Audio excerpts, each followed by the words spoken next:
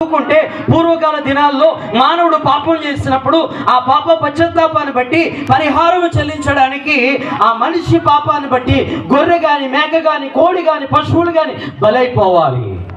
మనిషి పాపం చేసినప్పుడల్లా ఆ పాపం బలైపోవడానికి మనుషుడు ఏం నేర్చుకున్నాడు అంటే పాపం చేస్తూ ఉన్నాడు, బలిస్తూ ఉన్నాడు, పాపం చేస్తూ ఉన్నాడు, బలిస్తూ ఉన్నాడు. దీనివల్ల ప్రకృతి అంతా ఏమైపోతుందో చెప్పండి. మీకు ఎలాగో చెప్తాను. ఇప్పుడు దానికి దేవుడికి ఒక మనిషి దొంగతనం చేశాడు. ఆ దొంగతనానికి పరిహారం చెల్లించాలి అని అంటే ఒక పశువును బలివ్వాలి. ఒక పశువును బలిచ్చినప్పుడు ఆ పశువును దహించాలి.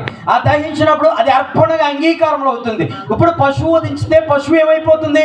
ప్రాణం పోతుంది. రెండవది, ఆ పశువును దహించడానికి ఏం కావాలి? అగ్ని కావాలంటే ఏం కావాలి? చెప్పలేదు. గ్యాస్ కావాలా? కట్టెలు కావాలి. మరి కట్టెలు కావాలంటే ఎక్కడికి రావాలి? చెట్లు కొట్టేస్తే ఏం పోతుంది?